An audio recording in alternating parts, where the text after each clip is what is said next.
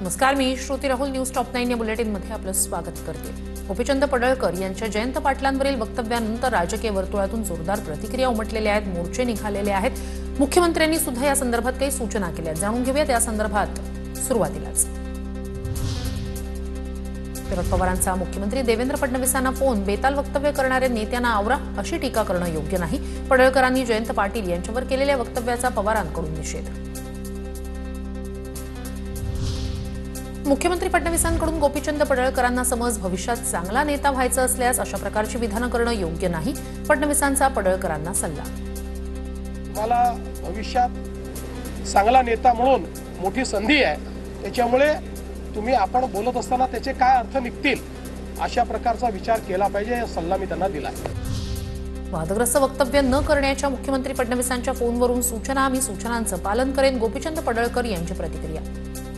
माननीय मुख्यमंत्री महोदयांनी ज्या मला सूचना दिलेल्या आहेत त्या सूचनेचं मी पालन करणार. माननीय मुख्यमंत्री महोदयांनी ज्या मला सूचना दिलेल्या आहेत त्या सूचनेचं मी पालन करणार. आमदार गोपीचंद पडळकरांच्या वक्तव्याचे सांगली जिल्ह्यात पडसाद. जयंत पाटील समर्थकांचा निषेध मोर्चा. पडळकर नटरंगाची औलाद अशा आशयाचे बॅनर दाखवत जोरदार घोषणाबाजी.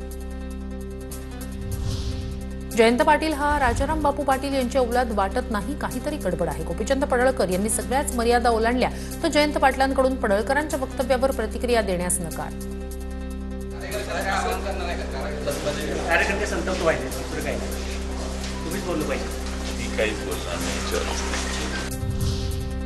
कुठल्याही व्यक्तीनं पातळी सोडून बोलू नये. सर्वांनाच अरेला कार्य करता येतं, पण तशी आपली संस्कृती नाही. बोलताना जपून बोललं पाहिजे. पडळकरांनी जयंत पाटील यांच्यावर केलेल्या टीकेनंतर अजित पवारांची प्रतिक्रिया. अरेला कार्य सगळ्यांनाच करता येतं.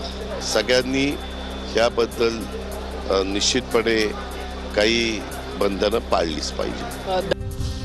मतभेद असावे, मनभेद नको. वैयक्तिक टीका कुणावर कुणी करू नये. सुसंस्कृतपणा दाखवल्याबद्दल मुख्यमंत्र्यांचे आभार. पडळकरांच्या जयंत पाटलांवरील वक्तव्यानंतर सुप्रिया सुळेंचं वक्तव्य. माननीय मुख्यमंत्र्यांनी तो सुसंस्कृतपणा दाखवलाय, त्याबद्दल मी माननीय मुख्यमंत्र्यांचे जाहीर आभार मानते.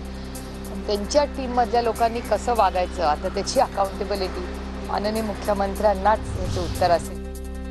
पडळकरांना भाजपच्या वरिष्ठ नेत्यांचं पाठबळ. जयंत पाटलांवरील टीका अश्लाघ्य आणि संतापजनक. जयंत पाटलांवर केलेल्या टीकेनंतर रोहित पवारांची पडळकरांवर टीका.